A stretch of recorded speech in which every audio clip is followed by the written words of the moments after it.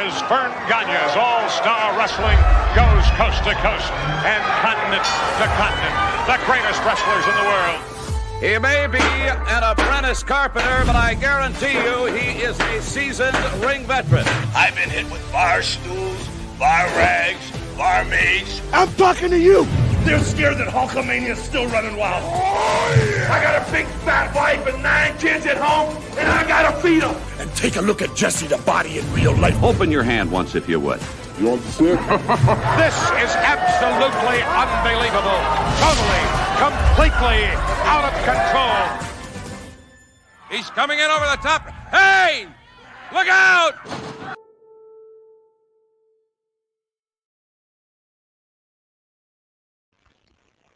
Hey guys, I think I figured out what was going on in the open. I think I've been hit on by barmaids. I think I figured that out. I got it. They were coming on to Crusher. Yes. I gotcha. Well, Yes. that makes No? No, he's been hit by barmaids, bar rags, and bar stools. possibly he was hit with a bar rag and a bar stool by a barmaid at his bar mitzvah. I'll give you Bar that. mitzvah, that's At right. the bar mitzvah. Katie barred the door. That's right. Hey, I can't do that. That was the preeminent conversation. Hey, I got the word in the open. All right. You did it again. What's going on, fellas? Yeah, this is AWA Unleashed. As my friend, the Queen of Spades, says, if you don't know who I am, Google me, bitch. No, I'm Perfect. kidding. I'm kidding. Perfect. No, seriously, what's going on? I know we're kind of goofing around this morning, but fun live chat last night. We'll get to that a little bit later on. But man, that was it was dude, I'm telling you, you popped. We got Mick to pop during the live chat. Absolutely. It was fun stuff. It was a surprise. And I know you guys are going to mention it a little bit later on, but fun stuff. And then this week, towards the end of the week, we had the Cauliflower Alley, and that should be fun stuff in the 108-degree Las Vegas heat. And then we'll come back with a full report. And today we got a Q&A with some good questions, really good questions. They always are good questions. And I always find it interesting, the questions that do come in. Some are obscure is not the right way to put it, but just questions I would never have thought of to ask. And so, in your case, I mean, the whole world is exactly. Careful, you're going to dig for gold there. That's right, because we're recording this a week in advance. So yeah, our live chat was technically last night, but also technically a little over a week ago. Because as we speak right now, you are in Las Vegas. So how does that? Yeah, I know. How do we do that? All right. Well, look at this. Look at this room that they set up for me. I mean, this is the executive suite. Is you get here in Vegas, Cauliflower Alley. No Waterloo, but it'll suffice. Yeah. Oh well, let's get into the Q&A here quick. But first of all, I have some business to take care of. As normal, if you have not become a member and you want to get involved in our live chats, which are once a month. We've got our watch along, which we just dropped one about a week and a half ago, and we're going to do another one, Mick, when you get back from Las Vegas. We've got, pictures and letters and magnets and stickers. We got a whole bunch of things. If you want to become a part of it, $4.99 a month. Everybody that's done it has enjoyed it. Like everybody says they're getting their money's worth. I feel like you're getting more than $5 worth of content from us every month. I would sure hope so. Yeah, that's nothing. $4.99 a month. $4.99. It's not even $5. No. It's $4.99. Less than a chicken sandwich at McDonald's. Or the half-pound roast beef at Arby's that you went on for 4 days about too. So don't forget the potato cakes. No, Mr. Potato Cakes. Also, as well, guys and gals, if you want to become a Slick Mick guy, you want a cup, you want a t-shirt, you want any merchandise at all, tpublic.com/user Unleash Plus. Just go to tpublic and just put in Unleash Plus because it's got some Slick Mick merchandise. It's got just another way to help rep the podcast. And we've got a bunch of different things here. Before we get going, Mick, your t-shirt, is that, please tell me that's not a State of Texas with a star in it for the North Stars? It's a State of Texas t-shirt, and let me explain it to you. When we tape this early in the morning, I just grab whatever is laying on the closet floor. The cat has made a home in this t-shirt, so believe me, it's not new. It was not bought off the rack. It was just, as they say, a schmata. It's not working, is it, Chris? I'm not. No, schmata is right. That's right. Oh yeah. No, I just I was impressed that you actually knew what a schmata is. You're a schmata ass. That's what you are. Rag ass? You know what, Mick, I'm not mad. I'm just disappointed. Yeah, why do you even own that? I know. Why do you? You're not one of us, okay? You are not one of us. He got it for free. Actually, I did. Yeah, I did. So I just threw it on this morning. Yeah, you got me. It was a freebie. You pricks. You pricks. I didn't say it. That's a Polish Joe production. All right. I'm going to get into the questions here in a minute, but guys, I'll let you kind of kick it off, Mick, and then over to Joe. We lost, didn't have an AWA influence, but man, did we lose such a talented and maybe, lest I say, underrated and overlooked member of the professional wrestling industry this week. Kevin Sullivan was a genius when it came to not only his in-ring work, but his behind-the-scenes work, his creativity as a booker. Brian Pillman with those famous words, "I respect you, Booker man." Kevin Sullivan was universally respected by the people in the business.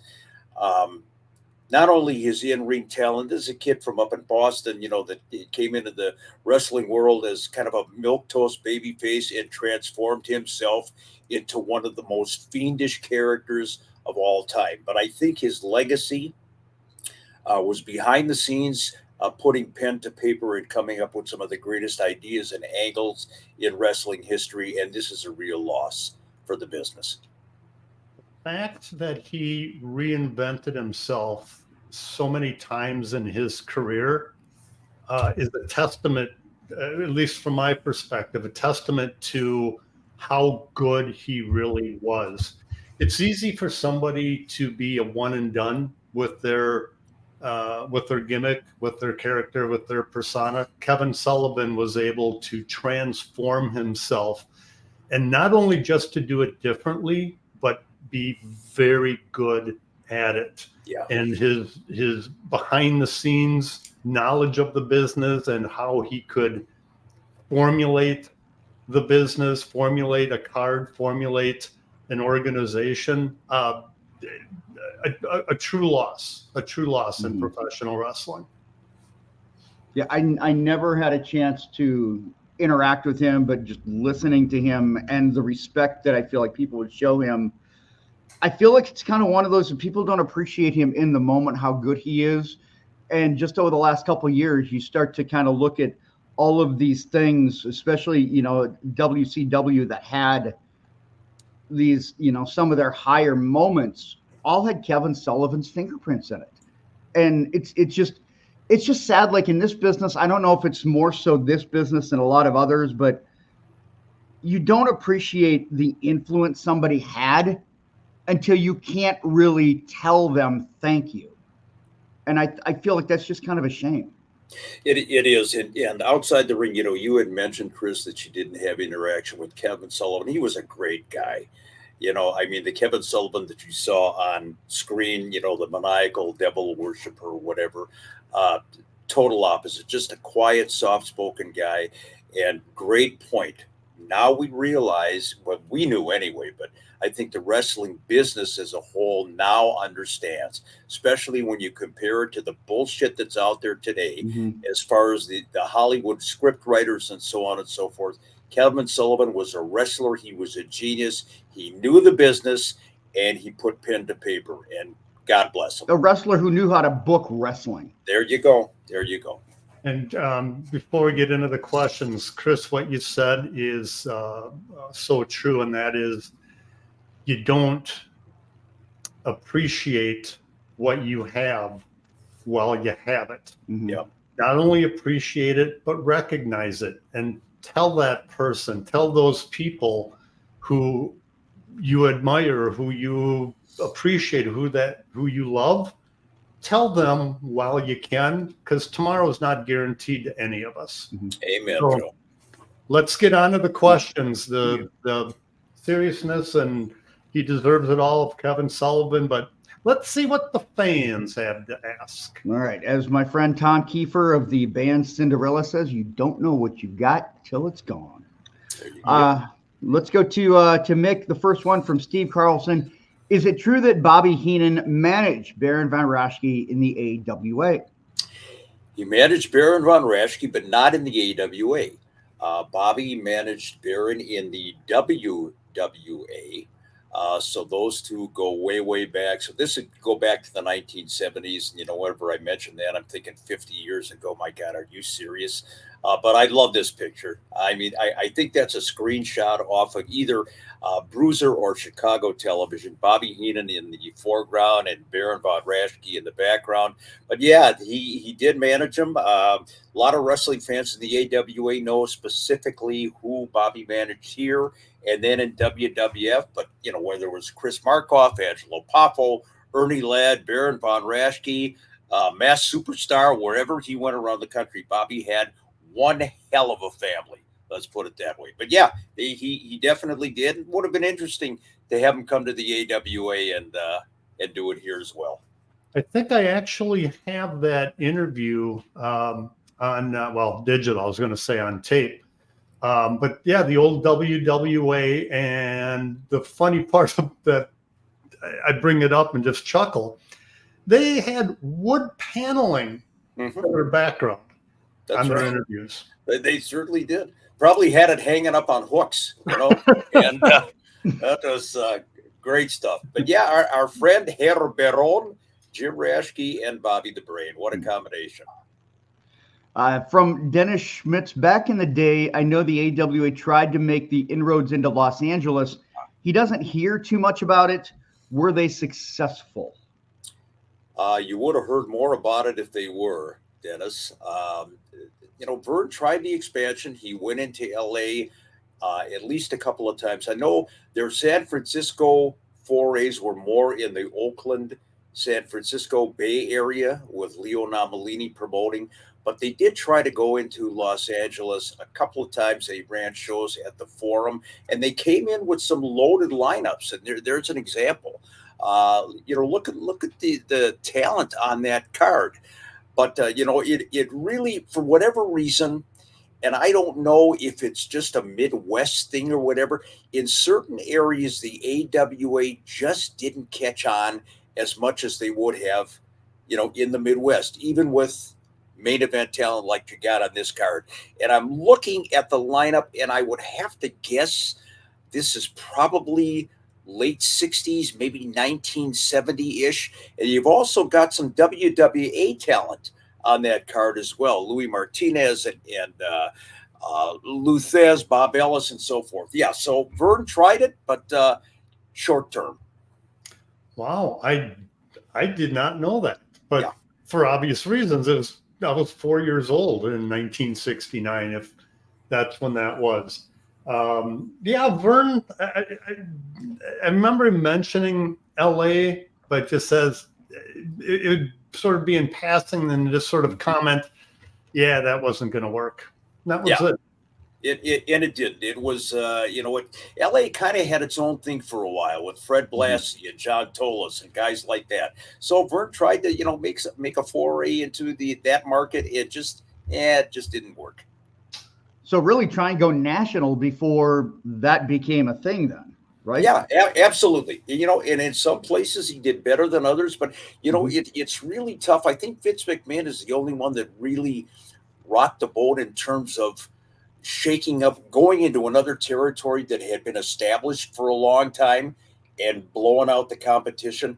Otherwise, these territories, they were pretty, this is our hometown, this is our promotion, and you guys are invaders. Well, you gotta have the resources. I think number one, you have to have the resources and the ruthlessness, and frankly, the product that I feel is going to hit. I can understand having a more of a reality-based Midwest product that's not going to resonate with fans in other parts of the country. It's just what the product is, and it's not good, it's not bad. It's just different parts are attracted to different types of entertainment, different types of wrestling. So Mick, in the late '60s, whose territory was it? The LA territory. Yeah. They had some, I remember this at least from the mid 60s, Joe, maybe into the late 60s. They had what was called the Western Wrestling Alliance out there. And this is the Destroyer. Dick Beyer was working out there at the time. And I mentioned Fred Blassie, John Tolos, Black Gordman, the Great Goliath, people like that. So it was kind of an offshoot.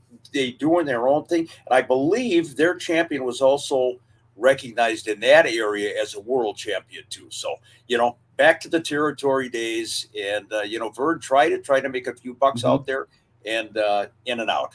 You know what I find strange? I mean, you're talking about Los Angeles, the second biggest market in the US, and all of the territories, well, outside of the WWF at the time, you had the AWA in Minneapolis. You had the NWA down in the Charlotte area. You had a Mid-South in Tennessee, Southwest Championship Wrestling, and a few others.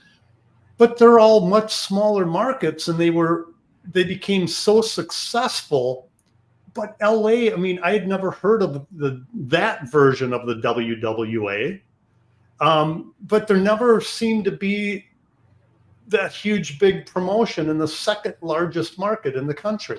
Very interesting. Yeah. And this is back in the days of the wrestling magazines too. So you would see in the wrestling magazine, they would cover the territory and they would, list the top 10 or whoever, and they maybe spotlight Los Angeles. But again, it was its own entity. And you're right, Joe, for a major market, for a huge city like LA, to all, when you want to call it a secondary championship, because they were making money.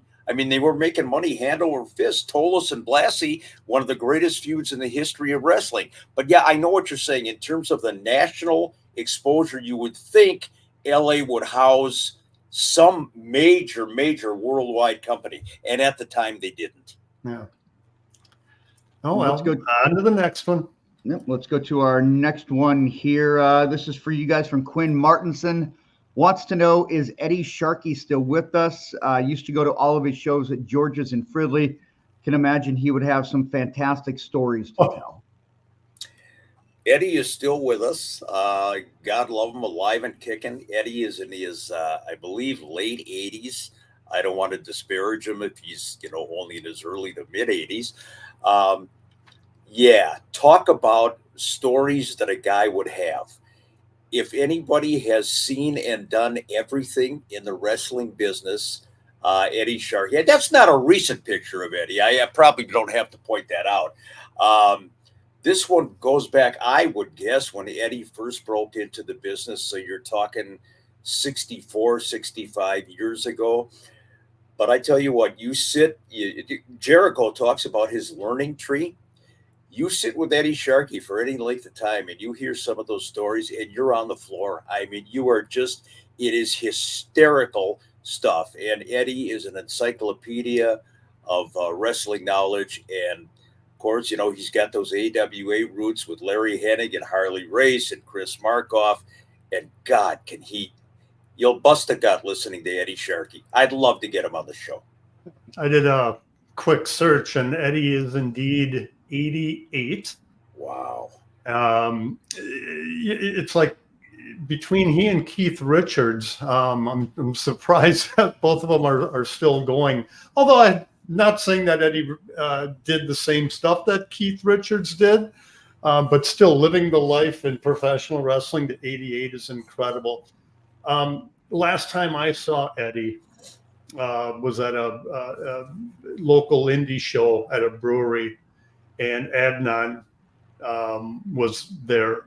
Wow. And I took the video, I posted it on my page, and I think of that when Adnan saw Eddie, and part funny, part sad. They're walking towards each other, and it's like this. I mean, they're they can barely move anymore, but they finally, got to each other and hugged and laughed and smiled.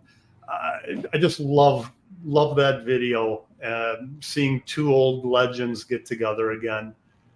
So if you're watching or listening, hello from Polish Joe. Absolutely. We love the guy. And Adnan wrestled for Eddie towards the end of the PWA run quite a bit. He would headline those shows. So, yeah, they've got a history together. And again, you listen to Eddie Sharkey. Sometimes the Eddie Sharkey stories and the Wally Carbo stories are on a parallel. They're both kind of legendary in the business. And you think, did that really happen? Yeah, folks, either greatly or sadly, their stories were accurate. Greatly or sadly, that's a good way to put it.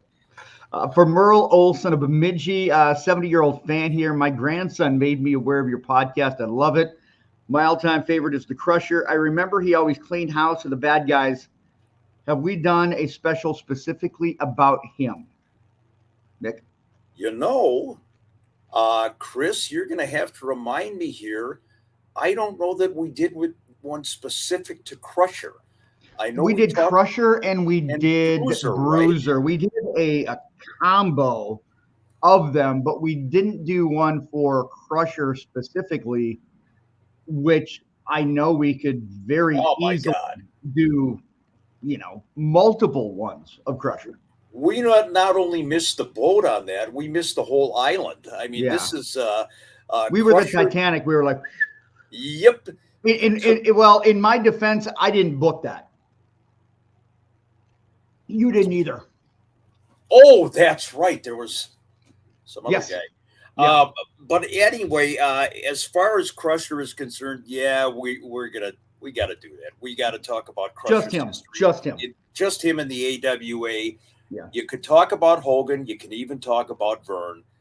But we've discussed this on the show before. In the history of the AWA, the all-time greatest babyface, bar none, was Polish Joe's favorite, The Crusher.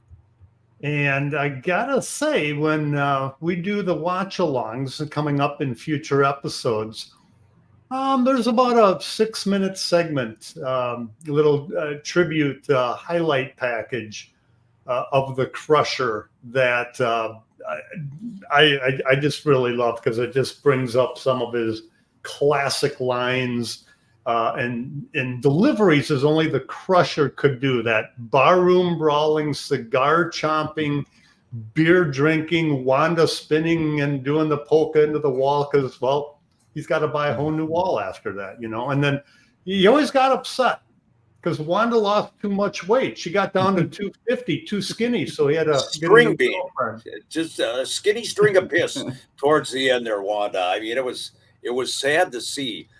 You guys, you youngsters go back a certain amount of time, and Joe, you go back to the 70s, Chris certainly to the late 80s.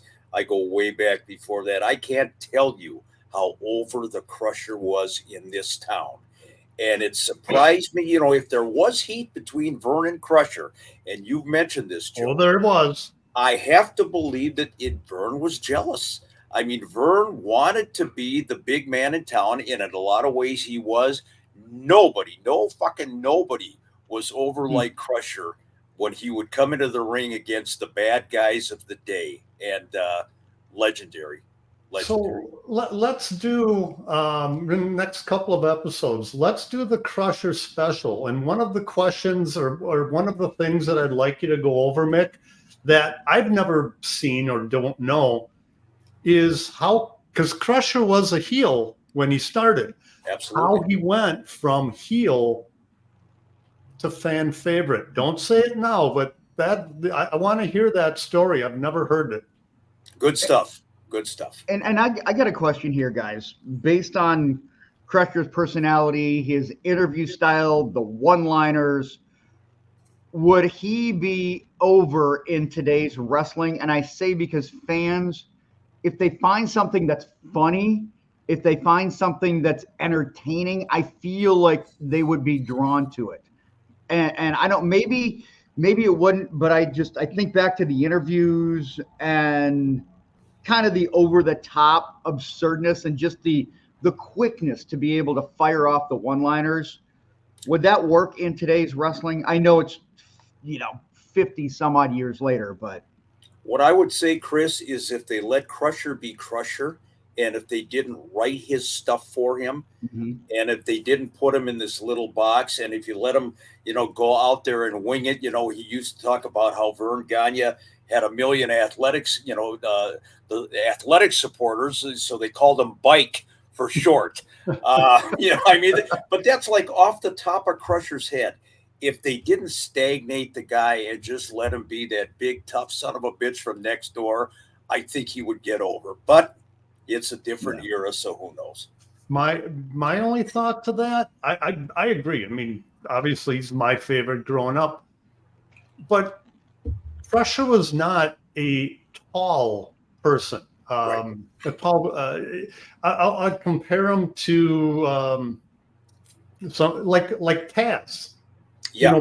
Built in a small or shorter, very stocky. Would that have hindered his ability to be pushed in today? Would he have gotten past being a mid card? And I'm talking more, with the WWE or AEW. Mm-hmm. Now we can have saved that, and have all of that analysis when we do that Crusher special. Let's do it. Yeah, absolutely. Good questions. From Gail Fenton, knew Curt Hennig in his AWA days and was wondering if you guys think he would still be connected to wrestling if he were still with us. Oh my God, yes. Like that would be like me connected to a buffet, or Chupik to the Croatian Hall, which he's never been to. Absolutely. I mean, Curt was pro wrestler through and through, and with his mind and his mischievous nature, I can't imagine that Curt wouldn't be either as a commentator on television, maybe running his own territory. And God, I love that picture of Curt and the towel. If that doesn't say it all about Mr. Perfect, yeah, no question about it in my mind. I think Curt would still be an on-screen personality in some capacity. I mean, I'll go even further, and I'm imagining him doing an appearance at a convention or the Indie League, and I'm seeing him, fans, plopping over $50 to get a photo and an autographed picture of him. Curt stands up and takes the picture, and him ribbing the person that he's in the picture with. I mean, the rabbit ear. Of course. That was Curt Hennig. If you got a straight answer from him, if you got more than one sentence from him without him inserting a shot at you, a rib, then you'd know that that's not the real Curt Hennig. It'd be somebody from Mission Impossible with a mask on. I mean, Curt Hennig was the ultimate ribber, bar none. And the more he ribbed you, the more he liked you. I mean, you knew that about him. He wouldn't bother if he didn't like you, And because of that, I can thankfully say that he liked me, because that son of a bitch ribbed me all the time. He had a lot of material to work with, too. Well, easy prey, right? Yeah, there you go. From Danny Schenk here, guys. He sees on a lot of websites that Greg Valentine's still pretty active on the convention scene. Question is not about him, but about his dad, Johnny Valentine. Understand he was one of the toughest. Did he ever appear in the AWA? Johnny Valentine had actually, prior to it being the AWA, he had appeared in the old Minneapolis territory under the NWA auspices back in the 1950s. Came into the AWA in the middle 1960s as a pseudo tag team partner to Johnny Powers. And I've mentioned this before.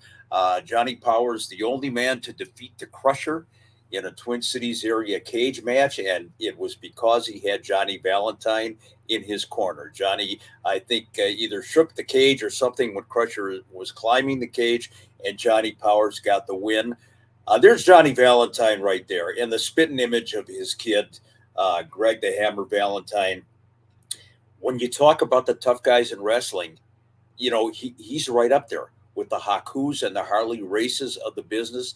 And Johnny Valentine, you know, with that legendary comment, you know, you go to a wrestling show and you might not believe in wrestling, but you're sure as hell going to believe in me by the end of the night, or something to that effect. Tough guy, legendary, one of the all-time greats. I got nothing to add. Johnny Valentine was before my time. But yes, I can definitely see Greg in him too. Oh, sorry, Joe. Go ahead. No, I was just gonna say. I mean, Greg is still active. He still, you know, goes around and does his meet and greets. So, has he smiled at all in the last 5-6 years that you're aware of, Joe?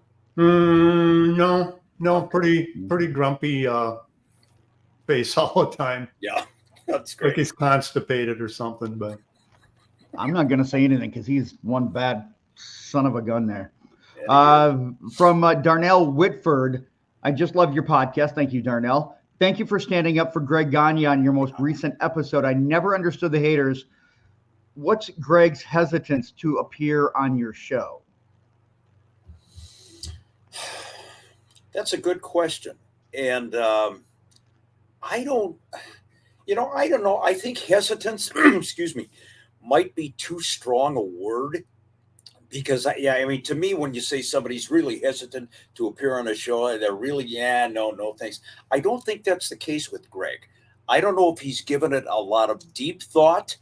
I don't know if he's hesitant. I think on our end, we've had some consternation about, you know, what we were going to deal with Greg. But I would absolutely love to get him on the show. And thank you for agreeing with our defense of Greg Gagne. And again, he doesn't need us to defend him. I love that shot too. That is a reuniting of Greg Gagne and Mean Gene, and talk about the camaraderie in the business. But I'd love to get Greg on the show, and I think we've made some inroads. I think Chupik is our ace in the hole with getting Greg on, and we'll do it. I'll put it this way. Let me know when you want to have Greg on. I will contact him. And I mean, it's tough to guarantee anything in life, but I'm pretty certain that I'd be able to get him to come onto the show. You guys just let me know when you want to do it. And by you guys, I mean Chris and Mick. You guys want him on? I'll contact him and get it set up, or at least do my best to get it set up. But I'll say I'm Maury Povich 99.6% sure that he will appear on the podcast. You are the father. You are the father. You're our daddy, Joe. If you Right. if you can do that. Okay, so Mick's going to be in Vegas. Maybe when Mick gets back, we can start to work on that. And again, Greg's taken a lot of shit for very unfair reasons. Everybody can be criticized for valid reasons. Everybody can be criticized. There's no perfect individual out there. Let's make that perfectly clear, except for Curt Hennig. But I was happy that we were able to do that show to maybe give another perspective of it. Greg's got his flaws, Mick, Joe, me, everybody. But I do feel like that was one that it kind of needed to be done. And yeah, having Greg on would be great. Let's go to this one from Val Himmelman. I've been pleasantly surprised to see Paul Ellering back on TV with WWE, but he just kind of seems to be a non-entity with the Karrion Kross faction. Do you have any insight onto how his return came about and any chance we can have him on a future episode? I do agree that I feel like he just doesn't fit with the whole whatever the Karrion Kross gimmick is called. It doesn't seem like it fits, but I mean, I would love to, but I know that there are contractual roadblocks that are going to prevent that happening as long as he's in WWE. Well, I had mentioned before, I approached him, I believe this was at Kenny J's memorial service back, a year or two ago. And he, at that time, had already said, I can't, I'd like to do the podcast, but I can't because I've got some contractual situations. And I didn't press the issue, but now obviously that was coming to fruition with WWE. As far as the character is concerned, Paul Ellering's strong suit right now and has been for years since he quit being an active wrestler, is his ability to cut a promo. And he would cut, a freaking killer promo with the Road Warriors. He seems to be kind of put in the background with this Karrion Kross situation. He's still got kind of the evil demonic genius thing going.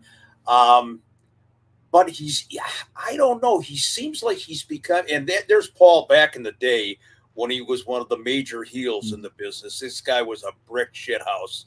I mean, talk about a powerful guy. But for some reason, Paul has been relegated to just being a bit player.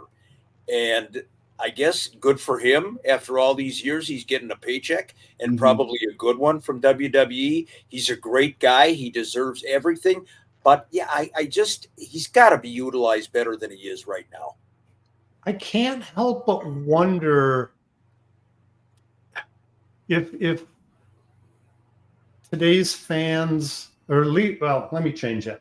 From when I see Paul Ellering, I can't help but see Animal and Hawk next to him. And for him to be a part of this new faction, I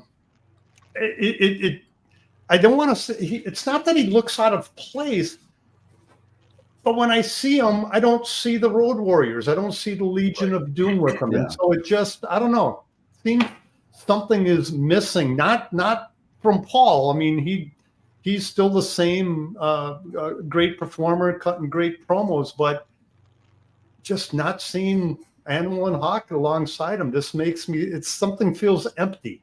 Well, he's a bit player for them at this point. Like Karrion Kross, he's coming out and cutting those promos. It's like Animal and Hawk would do it, but then Paul Ellering would, I mean, it seemed like Paul Ellering would do half of the talking and let the Warriors do a lot of time. I feel like Paul Ellering's just throwing in a little quip here and there, and I feel like he's getting lost. He's just kind of shuffled in. But I mean, like you said, Mick, it's a paycheck, but I don't think fans are really getting you're not getting a good look at how talented Paul Ellering is.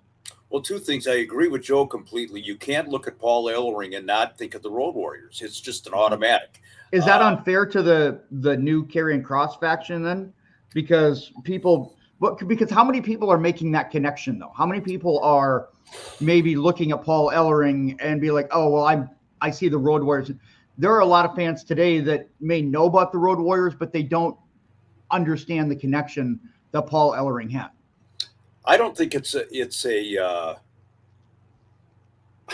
I don't think Paul loses in the transaction. I think, first of all, I don't think the Karrion Kross character, that whole faction, you read about this on the internet or whatever, that just seems to be another, we're here. For whatever reason, I don't think it's getting over nearly the way they want it to. Karrion Kross, I think, is a great talent. I don't know. I don't know whose detriment it is to have Paul just kind of standing there. And you're right, Chris. The Road Warriors are that's 30 years ago. I don't know, it's just not working. But again, Paul is he's a great guy when you know him on a personal level. And damn it, at this point in his career, if he's pushing 70 years old or whatever, and he's getting a paycheck, I'm sure he's being taken care of. Yeah, I think part of it too is again the Karrion Kross stuff is not getting over. So because of that, I think Paul gets even more buried in the shuffle than he normally would. If the character was gangbusters, maybe they would give Paul more of an active speaking role, but it is what it is. And, you got a lot of talent in WWE and, they're, like we say, they're bit players. Well, I mean, we've talked about it before with Nick and Bobby, Bockwinkel and Heenan, how they were such an anomaly when you had two talents like that who could both speak so eloquently and deliver their message so well. Kross does a great promo. Paul can do a great promo. I don't know that it makes sense to have them together. I agree. Yeah. I couldn't agree more. It's like, why is Paul Ellering there? I guess in the scheme of because things. he makes a good heel manager, so you need to put him with a heel faction, but find someplace else where you can really utilize him, and you can see, because even at his age, mind works, mouth works. Another genius when it comes to the business. A legitimate, smart businessman, Paul Ellering. From Jim Oleski, I often hear you guys talking about how the times have changed. Ironically, as we're transitioning into this, the early days when wrestlers would wing it on their interviews, I swear to God, I did not know that this was coming up. And sometimes say things that are inappropriate, not like today when everything is so scripted. Recall in a podcast, you referred to a slur that Pat Patterson made about Rufus R. Jones. Thanks for all you do. Well, thank you, Jim. I appreciate that. And Mick, I'll let you lead into it and let you guys kind of get on with this conversation. We've talked about how wrestling and wrestling fans were fighting the World War II, and probably were until a couple of years ago. Everything is so PC, PG these days, good, bad, or indifferent. Back in the day when wrestlers again would wing it because they would not script something like a line like this today for Pat Patterson. Rufus Jones, Rufus R. Railroad Jones, the father of Reverend Slick, was up in the AWA in the mid-late 1970s. And there's Rufus. He had that famous catchphrase, "Save the bones for Rufus Jones." Pat Patterson came on TV one night, and he was going to be wrestling Rufus Jones in a tag match or something, and he made the comment. He said, "You're in trouble." And then he said, "Oh, let me rephrase that. You is in trouble, boy." And he did it just that way, in that dialect. I'm sure Rufus was just fine with it, or they wouldn't have done it. But can you imagine? Can you just imagine trying to get away with that today? It just ain't freaking gonna fly. I honestly don't think that was as bad as some of the things that are being said today. Unfortunately, sadly, and wrongly. But you're right, Mick. Pat would have. I would hope and think he would have talked to Rufus before that. And for those that don't know, I mean, Pat was gay, and to him, for him to throw that out there, gosh, I gotta hope and believe that he talked to Rufus about it. But having said that, just speaking in that manner, I don't know if I'd consider that to be racist as much as just mocking the way that Rufus talked. To me, very similar if you're doing a Wally Carbo impersonation type of a thing. But having said that, just be respectful of everybody, to one another. Love each other. put the shit away and let's just be human beings that are nice.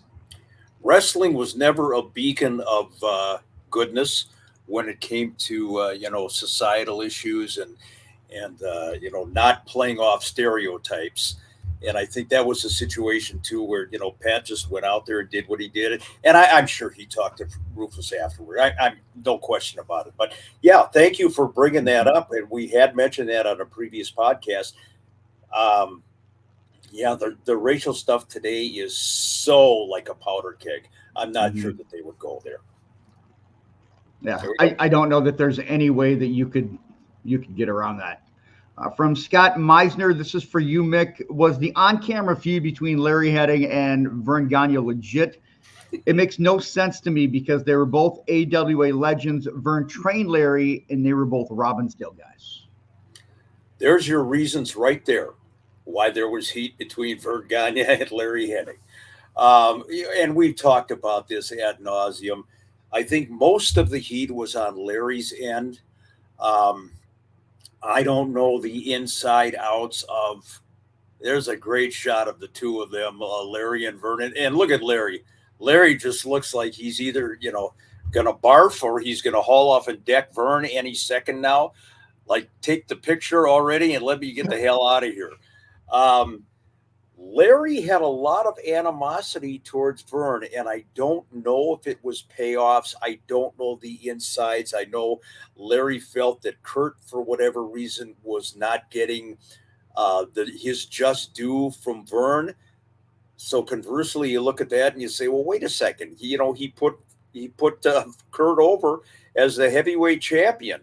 What more could he do? I don't know if it was a jealousy thing between the two of them, but I do know that up until the day he passed, Larry Hennig was still taking shots at Verne whenever he could. So yes, it was legitimate heat. Could they go out and work a program together? Yeah. And was it believable? Yeah, because there was that backstory all the time. Yeah, it'd be tough for me to think that it was anything with Curt, because Curt was still, as good as he was, Curt was still green when he came from Portland back to the AWA, but he got elevated quickly. He got the tag team championship. Then he went on and got the AWA championship. And Curt was the first one to be put on a guaranteed contract by Verne when he had the championship. And that was why Curt stayed in Minnesota. He worked many fewer days than he would have if he would have gone to the WWF. And he was able to be at home with his wife and kids. So I don't know the backstory. Was it jealousy? Was it? I don't know. I don't know, but the heat was legit. If you think about it, Joe, too, Larry Hennig had the same kind of deal, not a guaranteed contract, but he was over. He won tag team championships. He was a main event guy, and he stayed here because he could be at home with his family. He had the same kind of a situation that Curt did, and yet he was pretty bitter towards Verne, kind of that Stan Kowalski mentality that Stan had towards Verne Gagne. We'll never know. Strange. From Mike Flaherty of Milwaukee, he says, no question here, guys, just a comment and a thank you. My family followed the AWA religiously for years, part of our Saturday night and then Sunday morning ritual for years. Just wanted to express my gratitude for keeping the memories alive. Like you say, no one's doing it. I'm afraid that, like so much else in life, it won't be long before the AWA is completely forgotten. So bless you. Well, it's the stories from Mick and Joe. That is what makes this thing go. With me, and I guess it's an old guy talking. I remember what happened in the AWA in 1963, but I couldn't tell you why, what I had for lunch yesterday. I agree with the assessment that the longer the AWA is gone, the less positive light it's going to be looked at. because a lot of fans are going to remember the dying days of the AWA. That was not the AWA. I think the AWA at that point had become a glorified indie promotion. Let's be honest. I mean, with a national TV deal. The glory days of the AWA, this is why I do this. There's no way you can imagine how great it was. And without a lot of the glitz and glamour, Verne promoted wrestling. He had believable characters, whether they were a mad dog for Sean or whether it was, an amateur wrestler that you believe could tie you in knots. The AWA, sadly, is not looked at very positively by the wrestling world in general. That's our niche. We have our fan base here on this podcast. And that's why we do this, because we want to set the record straight. Mm-hmm. There you go. I just got to say, Mike, thank you, and you're welcome. This is a labor of love for me. I wasn't a part of this podcast when it first started, and I've said this before. I've thanked. Yeah, that's my fault. Well, eventually, I'm here now, and it is a labor of love. But I've said it before. I mean, I thank Chris and Mick for developing this, for doing this idea and doing this concept. And all joking aside, all bullshit aside of what you hear during this podcast coming out of me or any one of us throwing shots at each other, we really do get along. We really do like each other. We really do love the AWA, and doing this, whether it's the podcast, the monthly live chat, or the watch alongs. There have been times where going into it, for me, it's like, oh shit, God, I got to do this again. It's like, I got so much going. I don't want to do it. And then at the end of it, whether it's the live chat or whatever it is, I get done with it and I'm like, fucking A, I love doing this show. For me, I don't do any prep. Okay, Chris and Mick do 99% of the work for this podcast. Mick does 98% of the work. There. Well, I do shit for it. I just come on here and do my spiel, and it's not that I don't care. It's easy for me because I lived it. Whether it was watching it as a small young Pole growing up in South St. Paul, Minnesota, into my teen years, or working in the business and still being around this business now for 39, almost 39 years. It's easy for me, but I so enjoy rehashing the memories of my youth, and to hear the comments that you just threw out there, Mike. I'll throw it back to you and I'll say thank you for watching, for listening, because if we didn't have the viewers and the people that remember the AWA or that want to learn about the AWA, we probably wouldn't be doing this, or maybe we'd be doing it, but it'd be, over a beer or a buffet with Mick, See, of course I had to get a shot in there, Mick. But my point is, from me, thanks to you, Mike, thanks to you fans, and thanks to you, Chris and Mick, for developing this concept and asking this almost 60-year-old Polish guy to rehash his memories and thoughts of the AWA. It's a labor of love. Before you step in, Mick, we'll wrap it up on this here, guys. We got a few more, but I want to kind of continue this conversation just about the importance, what we perceive as the importance of this. When I came up with the concept a few years ago, being a kid from southwestern Minnesota who loved wrestling, who remembered the AWA but didn't understand what the AWA was, because I knew the names like a Mad Dog or a Crusher, Verne or Larry. There was a lot that I wanted to know.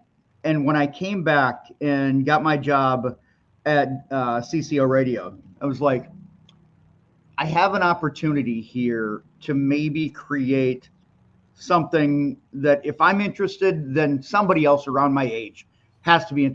I can't be the only one. And that's when I reached out to Mick, and we were, able to kind of hash out a concept. And 2.5 years later, one thing you told me, Mick, and it sticks with me, there's never going to be a shortage of content. There's never going to be. You told me that from the very beginning, because sometimes you hear podcasts and they're a flash in the pan. They're here and they're gone. They're here and they're gone. One thing I wanted to do in starting this is I wanted to make sure that we could deliver content on a regular basis. I wanted to make sure that it wasn't repetitive, and I wanted to make it easy to digest for individuals.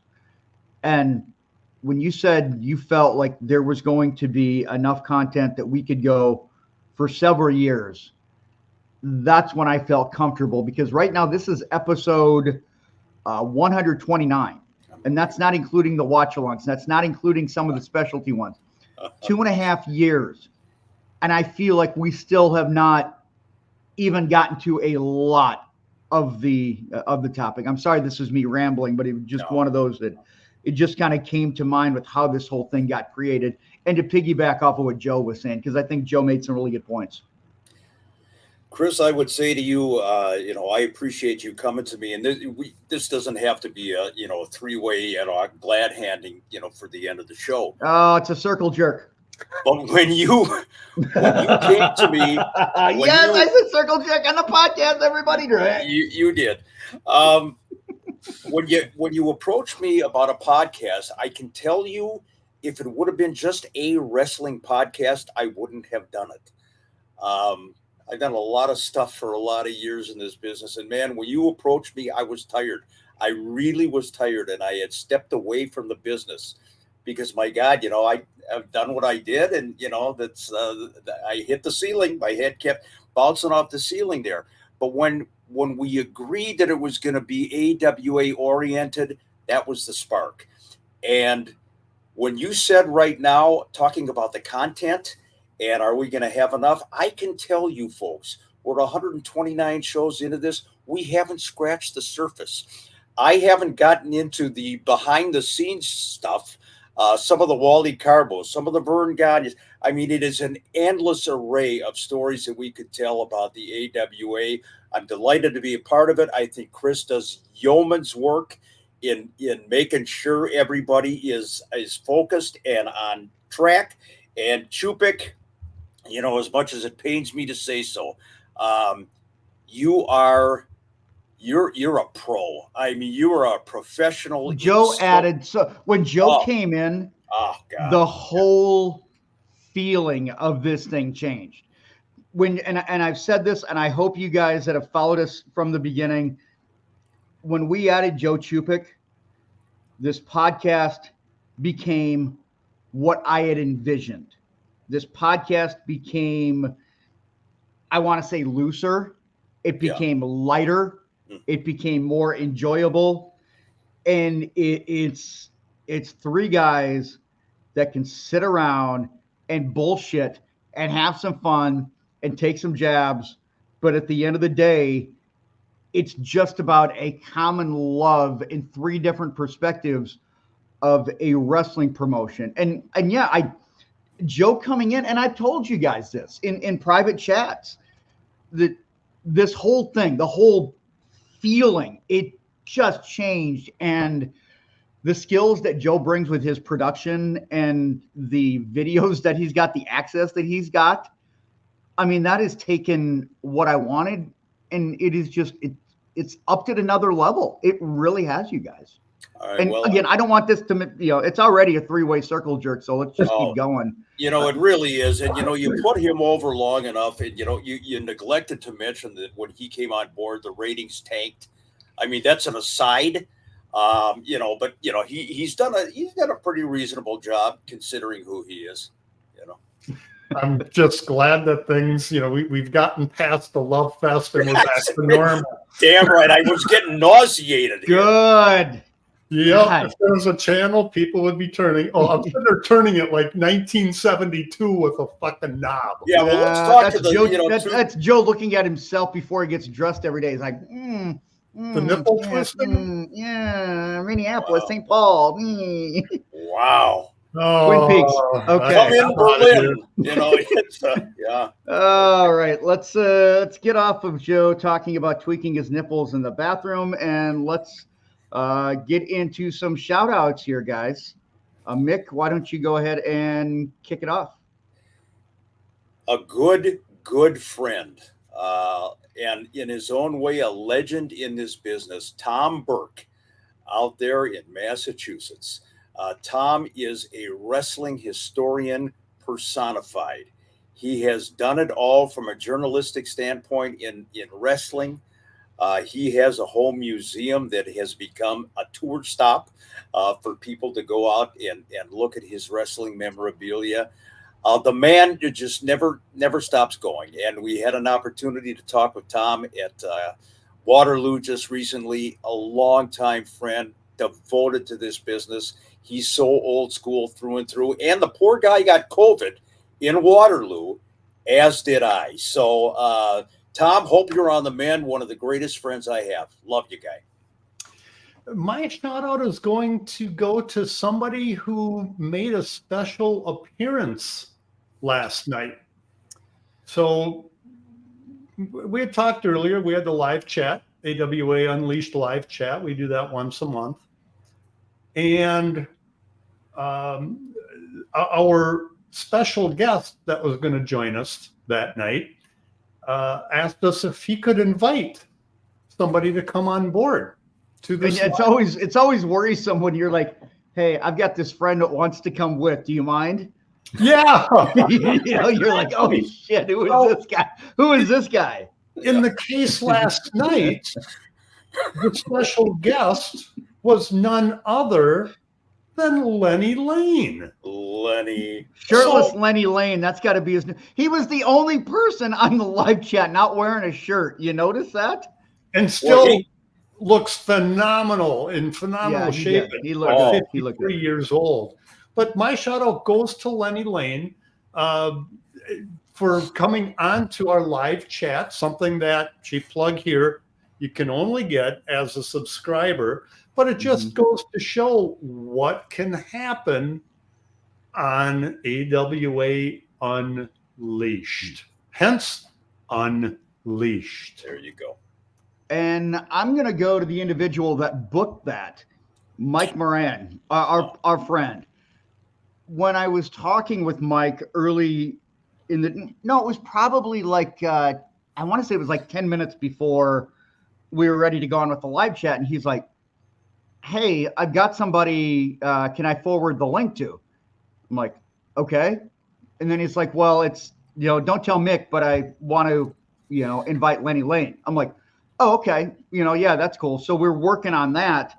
And that's when Mike was trying to, he kind of went to Joe. He's like, hey, how can I do this? Da, da, da, da, da. And then Lenny pops up and it was just Mick's face. It was fantastic. But yeah, you're right. So thank you, Mike. Mike Moran, Mike Richards, a Hangman Killer. I'm telling you, one of the nicest guys I've ever met in any walk of life. And I mean that. I feel like the last 10 minutes has just been like a put over love fest. But Mike is a guy that I'm so proud to call a friend. I'm glad that he's a big supporter, and he's always willing to help. He's always willing to help in any way, shape, or form. And for him to just give it to Lenny, and Lenny popped on, and I was proud of myself that I was able to keep the secret too, because I have a very, very big mouth, and I can't keep things to myself very often. But Mike, thank you. And I appreciate you and everything you do for us and with us. You talked about Mike being a supporter of the podcast, Chris. This is an unsolicited supporter too. We don't go to Mike and say, "Hey, Mike is the guy that will message us." He comes to us. He comes to us and says, "How can I help? Can I do this? Can I do that?" And even on the live chat last night, he kind of took over. He did. It was like Mike was interviewing everybody, and then he's like, "Hey, what do you got to say?" What do you got a question? Come on. I mean, we love you, Mike Moran. Can't thank you enough, buddy. And hopefully we can. He's definitely going to be a part of our podcast many times going forward. There's no question. Mm-hmm. But again, like Joe said, you don't know what's going to come up with the live chat, and we are headed in kind of a different direction. This may have been just the opening act in the idea of getting wrestling personalities to be a part of the live chat and make themselves available to our members. So it's fun. It is fun stuff. I think it would be fun to, maybe bring on a special guest during the watch-alongs as well. Absolutely. That could be rather interesting. No question about it. Let's get Greg Gagne on and have him do a watch-along with us. He wouldn't remember the match. That's what No. Hey, Mick, do me a favor. I know this is pre-recorded and you're going to be out at Cauliflower Alley. When you see Ron Hutchison, yes, just give him a slap on the back, give him a chop, have a beer with him, and tell him Polish Joe says hi. And ask him if he's still watching Naked Women's Wrestling. Aren't we all?